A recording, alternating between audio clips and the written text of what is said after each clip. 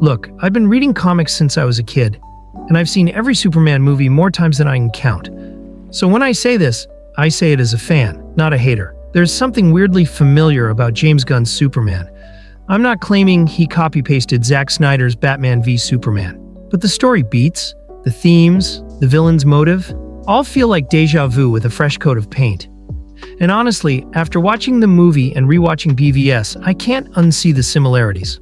Let's break it down point by point. 1. The politics are way too familiar. Both movies dive deep into Superman's place in the world. In BVS, the government questions whether an all-powerful alien should be above international law. Lex Luthor fans the flames, making Superman look like a threat instead of a hero. In Gunn's version, same vibe. Lois Lane and US officials openly question Superman's right to intervene in global conflicts.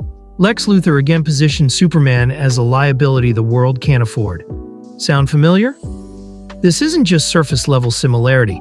Gunn's film uses nearly the same language in news broadcasts and Senate hearings. The philosophical core is the same. What do we do with someone who can't be stopped? Who decides what's right when someone can act faster than a missile and doesn't answer to anyone? And let's not forget, this was the emotional and thematic core of Snyder's take on Superman. A godlike being whose very presence challenges global systems of control and power. Gunn's movie seems to lean into the same theme, but packages it in a slightly more optimistic tone, though the political implications are just as heavy. 2. The setup is almost identical. In BVS, Lex sets up a political mess in Africa. He knows Superman will show up to save Lois. He also knows dead civilians and scorched bodies will make headlines, turning public opinion against Suppies. In Gunn's Superman, it's a similar play. Lex creates tension between two fictional nations just to bait Superman into intervening. Once Superman steps in, Lex uses it to convince the government that Supes is a global threat. The details are different, sure, but the effect? Almost identical. Gunn's Lex orchestrates conflict from the shadows and uses Superman's own instincts against him. He weaponizes Superman's compassion just like in BVS. That's not a coincidence. That's a core philosophical statement about how power can be manipulated by those who understand fear. 3. Lex's endgame is straight from BVS. In both films, Lex wants the same thing: total control. He manipulates senators. He pulls strings. He convinces officials to let him handle Superman himself. And in both stories, that means using science and manipulation to build a Kryptonian-level threat. In BVS, it was Doomsday. In Gunn's movie, it's Ultraman.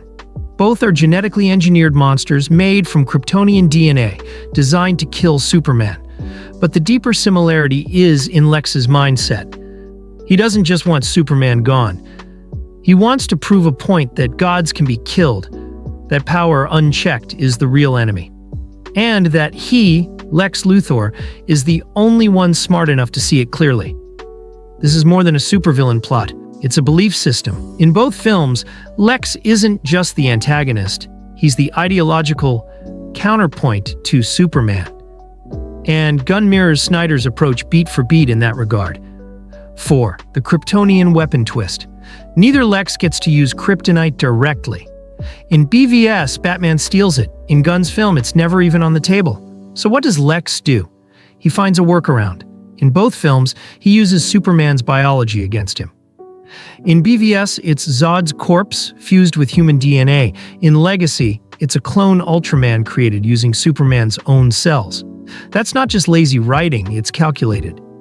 Gunn's Lex understands the science of fear, and he uses science to create a mirror image of Superman, one that can do what no human or weapon can. It's a twisted take on the Frankenstein myth. Lex becomes the Godmaker. And in both films, his creation turns into something monstrous. That's no coincidence. 5. Lex's philosophy, word for word vibes. In BVS, Lex delivers a haunting line. Power corrupts and absolute power corrupts absolutely. No God is all good, and no good God is all powerful. In Legacy, he says something nearly identical, that Superman's power makes humanity feel small and helpless, and that someone like him can never be trusted, especially if there are more like him out there. Lex's core belief in both movies is the same. Superman represents a threat to humanity simply by existing, and that threat must be neutralized before it evolves into something humanity can't control. He sees Superman not as a person, but as a symbol, a red flag, a precursor to something worse. And both versions of Lex believe that unless he acts now, humanity will regret it later. That's heavy, philosophical stuff, and Gunn leans into it just like Snyder did. The difference is in the tone, not the substance. 6. The post-credit message. The post-credit scene in Gunn's film shows Superman and Mr. Terrific fixing a broken building. Superman says it's still a little off, and Terrific snaps back, "Want me to break it again and start over?" That felt like Gunn talking directly to us, basically saying, "Hey, I know the DCEU was a mess, but I've stitched it back together. Give it a chance." It's meta, it's bold, and it's exactly the kind of wink that comic book fans love to decode. It also speaks volumes about Gunn's mindset. He's not just making a Superman movie. He's making a statement, a promise, that the DC universe can be rebuilt even if it's using the same bricks. 7. Gunn's personal echoes in the story. Let's not forget, James Gunn himself has had a redemption arc. He was fired by Marvel due to old tweets, despite building the Guardians of the Galaxy into a billion-dollar franchise. But he came back and delivered one of the most emotionally resonant films in MCU history. In Guardians Volume 3, we meet the High Evolutionary, a brilliant mind obsessed with perfection, but blind to his own flaws. Sound familiar? Rocket, his creation, surpasses him. Gunn might be telling a similar story in Superman. Lex is brilliant, calculated, but ultimately blind. Superman, with all his flaws, rises above. That's not just a story, that's a reflection. Gunn could be using Superman to tell his own journey of being misunderstood, written off, and returning stronger. 8. The bigger question. Is that a bad thing? Now here's the twist. Even if James Gunn did pull heavily from BVS, is that actually a problem? BVS was divisive. Some fans loved its depth and tone. Others hated the darkness and pacing. But it had ideas. Big ones. And maybe Gunn saw the value in those ideas and thought, what if I retell that story in a way more fans can digest? It's not uncommon. Comic books do it all the time. They retell origin stories. They remix arcs. They reinvent heroes. Maybe Gunn is doing what comics have always done, taking what worked, improving what didn't, and telling it his way. And that's kind of poetic.